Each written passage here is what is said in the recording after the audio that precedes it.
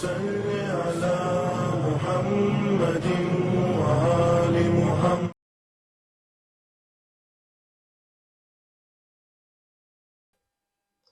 بسم اللہ الرحمن الرحیم. الحمد للہ رب العالمین. الصلاۃ والسلام علی رسولہ الکریم وآلہ الطیبین الطاہرین. اللہم صلی علی محمد وآل محمد. ناظرین محترم، السلام علیکم.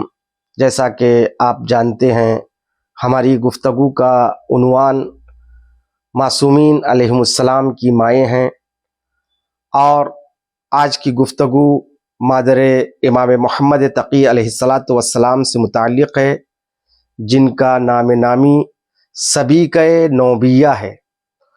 نوبیہ اس لیے کہا جاتا ہے کہ یہ جنوب مصر میں جو افریقہ ہے وہاں ایک جگہ ہے، اس جگہ کی نسبت سے آپ کو نوبیہ کہا جاتا ہے. بعض مورخین کے لحاظ سے آپ بجائے افریقہ کے یورپ کے رہنے والی تھی، یعنی فرانس کے قریب کی، لہٰذا آپ کو مرثیہ بھی کہا جاتا ہے.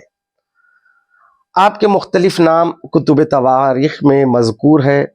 ایک نام تو جو مشہور ہے، جو میں نے بیان کیا، سبیکہ نوبیہ.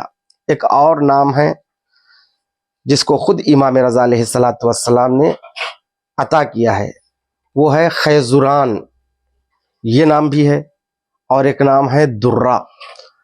علامہ سید کاظم قزوینی اپنی کتاب حیات فکری و سیاسی امامان شیعہ میں لکھتے ہیں کہ آپ کا نام درہ اس لیے پڑا ہے کہ جس وقت آپ کے بطن طاہر میں امام محمد تقی علیہ السلام تھے، اس وقت آپ کا چہرہ ایک درہ کی طرح، ایک گوہر کی طرح، ایک موتی کی طرح چمکتا تھا.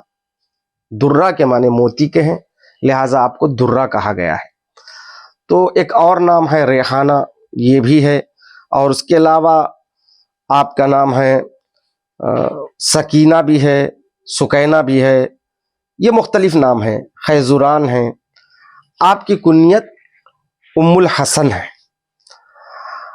آپ کی فضیلت، آپ کی مدح، آپ کی کرامت و شرافت کا اندازہ اسی سے لگتا ہے کہ آپ ایک امام کی ماں ہیں اور ایک امام کی ہمسر ہیں. اور بھی باتیں ہیں، انشاءاللہ آگے گفتگو ہوگی تو میں پیش کروں گا.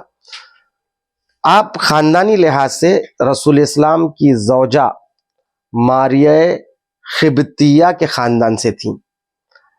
جناب ماریہ قبطیہ رسول اسلام کی ازواج میں سے ایک زوجہ تھیں.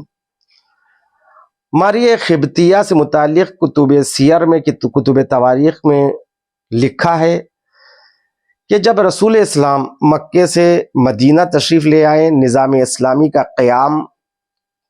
اسلامی کو قائم کیا، تو اس وقت آپ نے دنیا بھر میں موجود بادشاہوں کو خطوط کے ذریعے دعوت اسلام دی. قولوا لا الہ الا اللہ تفلحوا. ان سے یہی دعوت، ان سے یہی تقاضا کہ ایک خدا کو مانو، کوئی معبود نہیں سوائے اللہ کے. تو لہٰذا مختلف بادشاہوں کو آپ نے خط لکھا اور نامہ بر کے ذریعے بھیجا. تقریباً یہ تمام، جہاں تک ہو سکے، ان خطوط کو آیت اللہ احمدی میانجی رحمۃ اللہ علیہ، جو میرے بھی استاد تھے، تو انہوں نے مکاتیب الرسول کے نام سے ایک کتاب لکھی ہے. اس میں ان خطوط کو جمع کیا ہے جو رسول اسلام نے اپنے وقت کے بادشاہوں کو لکھا ہے، انہیں دعوت اسلام دی ہے. تو رسول اسلام نے حاکم مصر و اسکندریہ، مشہور ہے حاکم بادشاہ حبش، اسے خط لکھا، دعوت اسلام دی. تو جب حاکم نے اس خط کو پڑھا تو خوش ہوا کہ انہیں دعوت دی گئی. تو اس نے نامہ بر کے حوالے رسول اسلام کے لیے ایک تحفہ بھیجا. وہ تحفہ کیا تھا؟ ماریہ قبطیہ جو کنیز تھی، اس کنیز کو ہدیہ کیا رسول اسلام کی خدمت میں. تو ماریہ قبطیہ وہاں سے، یعنی افریقہ سے، مدینہ تشریف لے آتی ہیں رسول اسلام کے پاس، اور رسول اسلام کی زوجیت میں قرار پاتی ہے۔ ماریہ قبطیہ ایک نیک سیرت، خوش اخلاق اور اہل بیت کی چاہنے والی، علی و فاطمہ علیہم السلام کو چاہنے والی زوجہ رسول تھیں۔ یہ بعض دیگر ازواج کی طرح نہیں تھی بلکہ اہل بیت کے چاہنے والی تھیں۔ اور ان کی ایک فضیلت یہ ہے کہ جناب خدیجہ کے علاوہ یہ واحد خاتون ہیں جنہیں رسول اسلام سے بیٹا پیدا ہوا۔ تقریباً 11-12 ازواج ہیں رسول اسلام کی، لیکن اولاد یا تو جناب خدیجہ سے ہوئی ہے، 2-3 بیٹے جیسے طیب، طاہر یا عبداللہ، قاسم، یہ مختلف نام ملتے ہیں۔ جناب خدیجہ کی اولاد ہیں یہ رسول اسلام سے۔ یہ جتنے اولاد نرینہ تھے سب کم سنی ہی میں یا تھوڑے بڑے ہو کر وہ مکے ہی میں انتقال فرما گئے۔ ایک فاطمہ زہرا سلام اللہ علیہا باقی رہی اور ان سے آج تک نسل سادات جاری ہے، اور آخری فرزند امام زمانہ عجل اللہ تعالیٰ فرجہ شریف پردہ غیب میں ہے۔ تو مختصر یہ ہے کہ جناب خدیجہ کے علاوہ اگر رسول اسلام سے کوئی بی بی صاحب اولاد ہوتی ہے تو وہ ماریہ قبطیہ ہے۔ ان کے بیٹے کا نام ابراہیم تھا، اور ان کا بھی انتقال رسول کی زندگی میں ہوتا ہے سن 10 ہجری میں، اور ان کو جنت البقیع میں دفن کیا جاتا ہے، اور جنت البقیع میں آج بھی نشان قبر موجود ہے قبر جناب ابراہیم فرزند محمد مصطفیٰ صلی اللہ علیہ وسلم کی۔ تو ماریہ قبطیہ سے 2-4 رسول کے ازواج حسد کرتی تھی۔ وہ اس لیے کرتی تھی کہ انہیں اللہ نے بیٹا عطا نہیں کیا، ماریہ قبطیہ کو اللہ نے رسول سے بیٹا عطا کیا۔ لہٰذا اس حسد سے دور رکھنے کے لیے رسول اسلام نے مدینے سے تھوڑے فاصلے پر، یعنی مسجد نبوی سے تھوڑی فاصلے پر، یعنی آج کے لحاظ سے دیکھا جائے تو جنت البقیع کے پیچھے ایک علاقہ ہے جس کا نام ہے الاوالی، جہاں اکثریت شیعوں کی ہے، آج بھی شیعہ موجود ہے، لہٰذا اس روڈ کا نام ہے شارع الامام علی ابن ابی طالب علیہ السلام، مولا کائنات کے نام سے منسوب شارع ہے۔ تو وہاں پر الاوالی میں ایک قبرستان ہے جہاں پر مختلف ائمہ معصومین علیہ السلام کے مائع دفن ہیں، جس میں نجمہ خاتون بھی ہے، جس میں خود سبیق نوبیہ کی قبر بھی موجود ہے۔ جہاں قبرستان تھا وہاں پہلے جناب ماریہ قبطیہ کا گھر تھا، اس لیے وہ جگہ مشرب ام ابراہیم کے نام سے مشہور ہے، یعنی ام ابراہیم سے مراد ماریہ قبطیہ ہے۔ وہ مدینے سے تھوڑے سے فاصلے پر، یعنی یوں کہوں مسجد نبوی سے تھوڑے سے فاصلے پر، انہیں وہاں پر رسول اسلام نے رکھا ہے۔ وہاں پر وہ جناب ابراہیم کو دودھ پلاتی تھیں، اس لیے مشرب ام ابراہیم کے نام سے وہ مشہور ہے۔ تو مختصر یہ ہے کہ سبیق نوبیہ رسول اسلام کی پاک و پاکیزہ زوجہ جناب ماریہ قبطیہ کے خاندان سے تھی۔ ماریہ قبطیہ کو حاکم اسکندریہ اور حاکم اسکندریہ و مصر نے بطور تحفہ رسول کو بھیجا تھا۔ یہ ہے آپ کی خاندانی باتیں۔ اب آئیے آپ کی عظمت، آپ کی شرافت، آپ کی فضیلت کیا ہے۔ میں نے اس سے پہلے بھی عرض کیا کہ سب سے بڑی فضیلت یہی ہے کہ پروردگار عالم نے آپ کو معصوم امام علیہ السلام کی ماں کے طور پر منتخب کیا۔ یہ انتخاب اتفاقی نہیں ہے، بلکہ ان کی سیرت کو، کردار کو، ان کی شخصیت کو اور ان کی شرافت کو، ان تمام چیزوں کو، صدق و صفا کو، ان تمام باتوں کو اس بی بی باعظمت میں پروردگار عالم نے دیکھا تو دنیا کے کسی بھی کونے میں رہی ہو، چاہے یورپ میں رہی ہو، چاہے وہ افریقہ میں رہی ہو، پروردگار عالم نے ایک کنیزی کا سہارا لے کر وہاں سے مدینے تک پہنچایا تاکہ وہ امام کی ماں بن سکے۔ تو ان کی فضیلت کے لیے میں بس یہاں پر بڑی اختصار کے ساتھ 3 روایتوں کا ذکر کرنا چاہتا ہوں۔ پہلی روایت یہ ہے کہ آپ کی عظمت کے لیے یہی کیا کم ہے، رسول اسلام نے آپ کو مبارک کہا ہے، بابرکت قرار دیا ہے۔ آپ کہیں گے رسول اسلام کا زمانہ کہاں اور جناب سبیق نوبیہ کا زمانہ کہاں؟ تقریباً 150 سال سے زیادہ عرصہ ہوا ہے رسول اسلام کی حیات طیبہ اور سبیکہ نوبیہ یعنی جن کا نام خیزران بھی ہے، ریحانہ بھی ہے، درہ بھی ہے، تو آپ 1.5 سال کا فاصلہ، مگر اس سے 1.5 سال کے فاصلے کے باوجود بھی ابھی دنیا میں نہیں آئی جناب سبیکہ، رسول اسلام نے آپ کی مدح سرائی کی ہے۔ وہ کیسے پتا کہ رسول اسلام نے مدح سرائی کی ہے؟ واقعہ یوں ہے کہ اعلام الورا جلد صفحہ نمبر 345، کشف الغمہ جلد 2 صفحہ نمبر 351، الارشاد شیخ مفید علیہ الرحمہ کی کتاب 615، اس میں روایت ہے کہ امام رضا علیہ السلام نے اپنے چچا علی ابن موسی بن جعفر یعنی امام رضا علیہ السلام کے بھائی،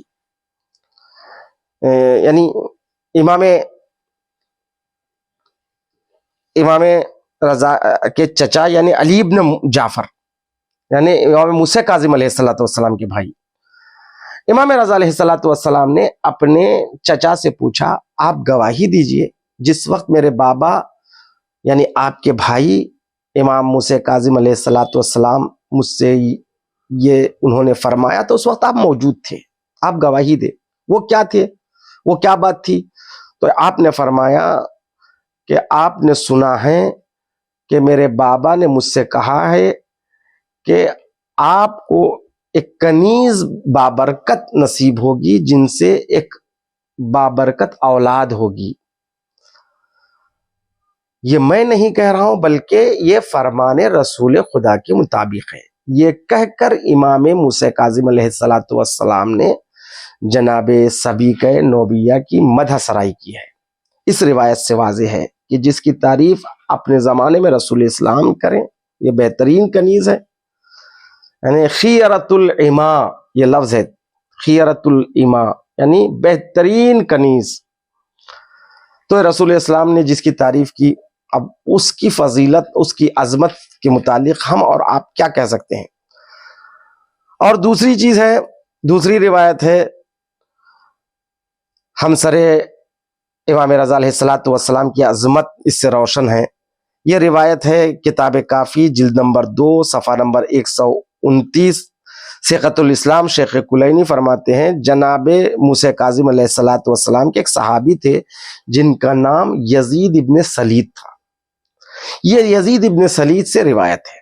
یزید ابن سلید کہتے ہیں کہ عمرہ یا حج کا موقع تھا، میں مکہ مکرمہ کے لیے مدینے سے نکلا، راستے میں میری ملاقات امام موسی کاظم علیہ السلام سے ہوئی، گفتگو ہوتی رہی۔ گفتگو کے دوران میں امام موسی کاظم علیہ السلام نے مجھ سے فرمایا، مجھ سے یعنی یہ راوی ہے یزید ابن سلید، وہ کہتے ہیں کہ اس سال مجھ کو قید کر لیا جائے گا، حاکم وقت مجھ کو مقید کرے گا، مجھ پر ظلم کرے گا، اور تمہاری ملاقات اسی جگہ پر میرے بیٹے سے ہوگی جس کا نام بھی علی ہوگا، وہ میرے بعد امر امامت کا ذمہ دار ہے، اور اس کو ایک پر خیر و برکت بیٹا ہوگا، تم بشارت دو۔ اور وہ جو بچہ ہوگا وہ جناب ماریہ خبتیہ جو رسول اسلام کی زوجہ ہے، ان کی خاندان سے جو کنیز ہوگی اس کنیز کا بچہ ہوگا، تو اس کنیز کو، اس بابرکت کنیز کو میرا سلام تم کہنا۔ اب اسی روایت سے آپ پہچانیں امام موسی کاظم علیہ السلام جس کو سلام پہنچا رہے ہیں اس بی بی کو کہتے ہیں سبیکہ نوبیہ، یعنی یہ اس وقت کی بات ہے جب امام رضا علیہ السلام کی زوجیت میں سبیکہ نہیں آئی تھی۔ ادھر امام موسی کاظم علیہ السلام کی گرفتاری ہوتی ہے، بغداد کے زندان میں رکھا جاتا ہے، امام رضا علیہ السلام مدینے میں ہوتے ہیں۔ تو بعد شہادت موسی بن جعفر علیہ السلام یا پھر جب زندان میں تھے اس وقت امام علی رضا علیہ السلام کی شادی، یعنی آپ کی ہمسری میں، آپ کی زوجیت میں، آپ کی کنیزی میں جناب سبیکہ نوبیہ آتی ہیں۔ تو عزیزان محترم، یزید ابن سلید کی روایت مسلسل ہے، وہ کہتے ہیں کہ میں جس مقام پر امام موسیٰ کاظم علیہ السلام سے ملاقات کیا. ایک دوسرے سفر میں جو مدینے سے مکے کی طرف چل رہا تھا، وہیں پر امام رضا علیہ السلام سے میری ملاقات ہوئی. امام رضا علیہ السلام نے خود بنفس نفیس مجھ سے کہا کہ اے یزید ابن سلید، میرے بابا کی خبر کو مجھ تک کیوں نہیں پہنچا رہے؟ وہ بیان کرو جو بابا نے میرے بارے میں میرے لیے آپ سے کہا تھا. اور جب میں نے، یعنی یزید ابن سلید کہتے ہیں، میں نے امام رضا علیہ السلام کو جب وہ بات بتائی تو انہوں نے فرمایا کہ ابھی وہ کنیز یہاں نہیں ہے، گویا وہ ابھی افریقہ میں ہے، وہ کنیزی میں نہیں آئی ہے، وہ مدینہ نہیں آئی. میں ضرور سلام میرے بابا کا ان تک پہنچاؤں گا. یہاں پر رک کر ایک بات عرض کرنا چاہتا ہوں. علامہ محدث شیخ عباس قمی اپنی کتاب میں لکھتے ہیں، بڑی عجیب بات لکھی ہے. جناب سبکی نوبیہ وہ بازمت بی بی ہے کہ امام کاظم علیہ السلام نے یزید ابن سلید کے ذریعے اسی طرح اپنا سلام ان تک بھجوایا جس طرح سے رسول خدا صلی اللہ علیہ وآلہ وسلم نے جابر ابن عبداللہ انصاری کے ذریعے امام محمد باقر علیہ السلام تک اپنا سلام پہنچایا. تو یہ مقام ہے جناب سبیق نوبیہ کا کہ امام نے سلام کہلوایا ہے. یہ دوسری روایت سے واضح ہے. تیسری روایت، خود امام رضا علیہ السلام جب سبیق نوبیہ سے امام محمد تقی علیہ السلام کی ولادت ہوتی ہے تو اس وقت آپ نے خود فرمایا کہ خلقت طاہرۃ مطہرہ، پروردگار عالم نے اس بی بی کو طاہرہ و مطہرہ خلق کیا.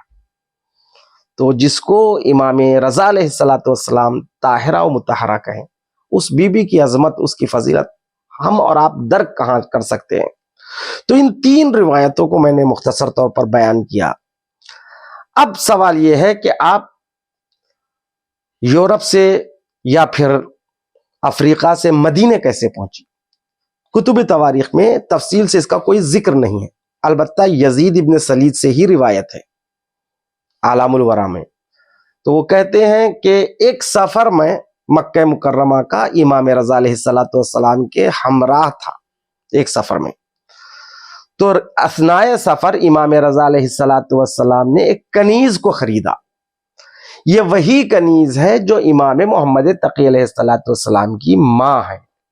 تو اتنی بات ہے کہ امام رضا علیہ السلام نے خریدا، اور اس طرح سے سبیق نوبیہ خانہ وحی و نبوت میں تشریف فرما ہوئی، اور وہیں سے اپنی ایک نورانی زندگی کا آغاز کیا. عزیزان محترم، اس سے اندازہ لگا سکتے ہیں کہ اس بی بی کی عظمت اور فضیلت کیا ہے. پھر اس کے بعد امام محمد تقی علیہ السلام کی ولادت کب ہوتی ہے؟ دیکھیے، ابن شہر آشوب، ان کی کتاب ہے مناقب آل ابی طالب، یہ اس کتاب میں لکھتے ہیں کہ امام رضا علیہ السلام کی ایک بہن تھی جن کا نام حکیمہ تھا.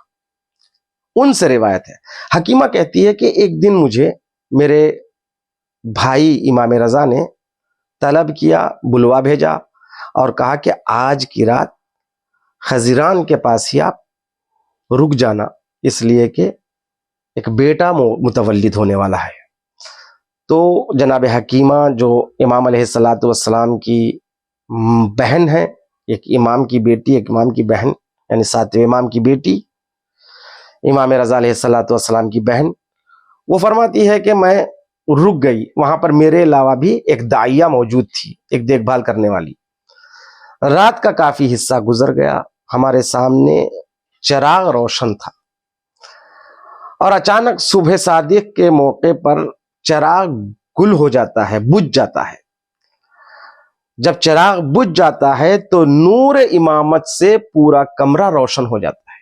یعنی جو چراغ روشن تھا وہ تو بجھ جاتا ہے، لیکن امام محمد تقی علیہ السلام کی ولادت سے، ان کے نورانی چہرے سے پورا کمرہ منور ہوتا ہے.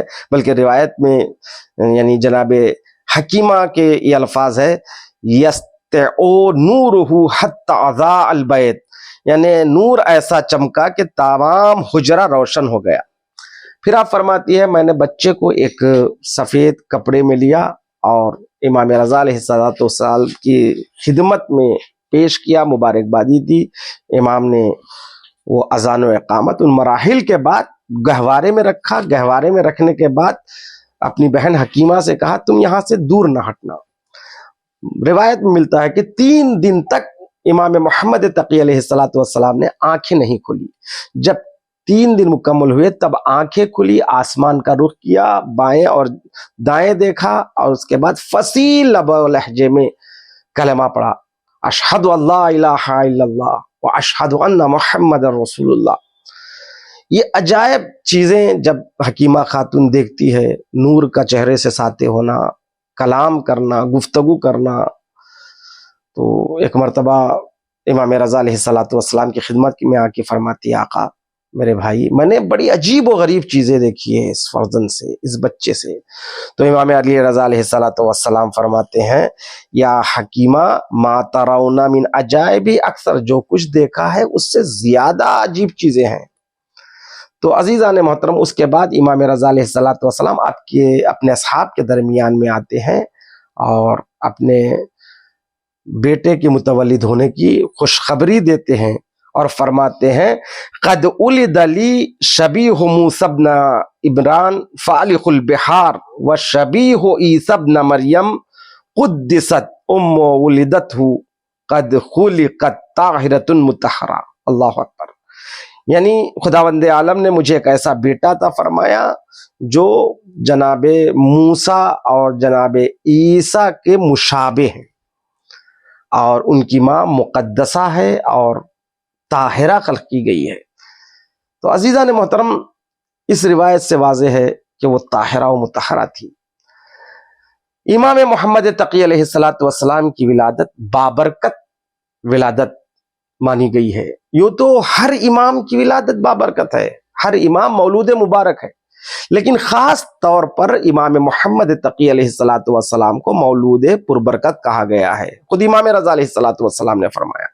کیوں؟ اس کی ایک وجہ، کئی وجہ ہیں۔ اس کی ایک وجہ یہ بھی ہے کہ امام رضا علیہ السلام 47 تقریباً 46 یا 47 سال تک صاحب اولاد نہ ہو سکے، چونکہ امام علی رضا علیہ السلام کی ولادت 11 ذی القعدہ سن 148 ہجری مدینہ منورہ، اور امام محمد تقی علیہ السلام کی ولادت پربرکت مدینہ منورہ میں 10 ماہ رجب 195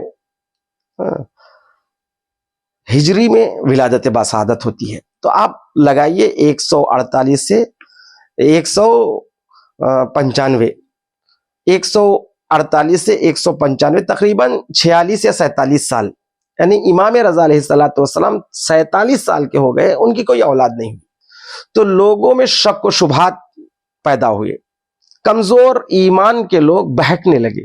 وہ اس لیے کہ امام تو صاحب اولاد ہوگا، اس لیے کہ اس نسل کو امام زمانہ تک آگے بڑھانا ہے، تو اگر یہ لاولد ہے، ان کی اولاد نہیں ہے، یہ صاحب اولاد نہیں، تو اس کا مطلب یہ امام نہیں ہے۔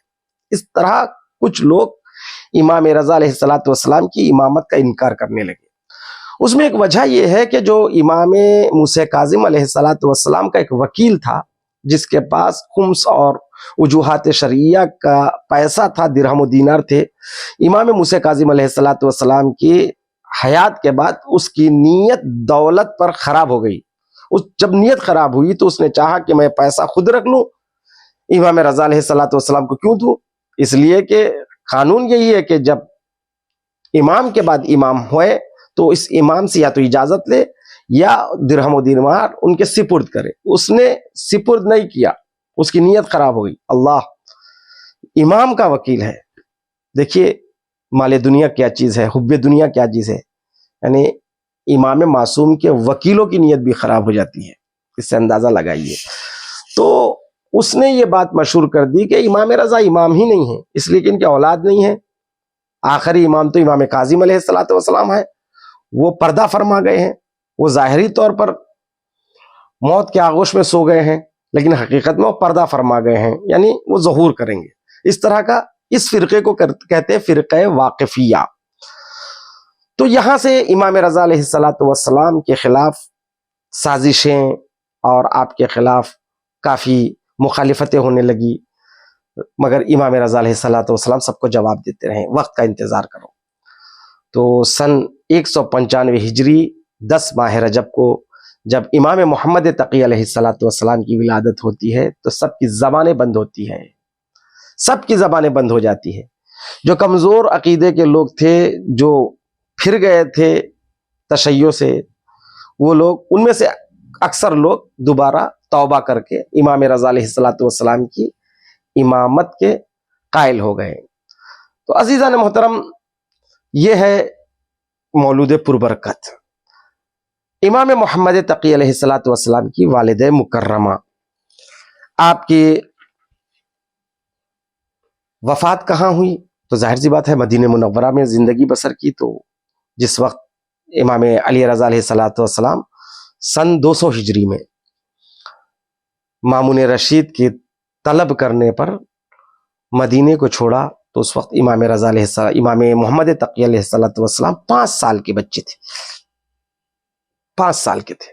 5 سال کے بچے کو اور اس کی ماں سبیکہ نوبیہ کو مدینے ہی میں چھوڑ کر وہ مدینے سے خراسان کی طرف انہوں نے مسافرت کی ہے۔ تو 203 ہجری میں امام رضا علیہ السلام کی شہادت ہوتی ہے خراسان میں۔ تو اس وقت امام محمد تقی علیہ السلام 8 سال کے بچہ تھے۔ بحکم غیب سے وہ مدینے سے وہاں پہنچتے ہیں خراسان، اور اپنے بابا کی تجہیز و تکفین کی اور نماز جنازہ پڑھائی، پھر غیب سے واپس آ گئے۔ تو امام محمد تقی علیہ السلام کی والدہ سبیکہ مدینے ہی میں وفات پا گئی، اور ان کی قبر کہا جاتا ہے کہ الاوالی، جو قبرستان اوالی میں موجود ہے، جو مشربہ ام ابراہیم کے نام سے ہے، مشہور ہے، وہاں پر آپ نجمہ خاتون کے پہلو میں مدفون ہیں۔ البتہ میں نے کسی کتاب میں نہیں دیکھا، یہ کافی مشہور ہے وہاں پر بھی۔ تو عزیزان محترم، اس بی بی کی حیات طیبہ کو ملاحظہ فرمائیں۔ یورپ سے یا افریقہ سے زندگی کا آغاز ہوتا ہے، پھر اس کے بعد بطور کنیز، بعنوان کنیز یہ مدینہ آتی ہے۔ شاید یہ کنیزی ایک وسیلہ ہے جس کی وجہ سے یہ بیبیاں وہاں سے یہاں تک پہنچی۔ اور دوسری چیز یہ ہے کہ پروردگار عالم عالم اسلام کو یہ بتا رہا ہے کہ کنیز ہونا، آزاد ہونا، یورپین ہونا، افریقین ہونا، یا پھر آپ کو انڈین ہونا، پاکستان ہونا، عرب ہونا، ایرانی ہونا، یہ معیار نہیں، بلکہ اللہ کے پاس معیار تقویٰ ہے۔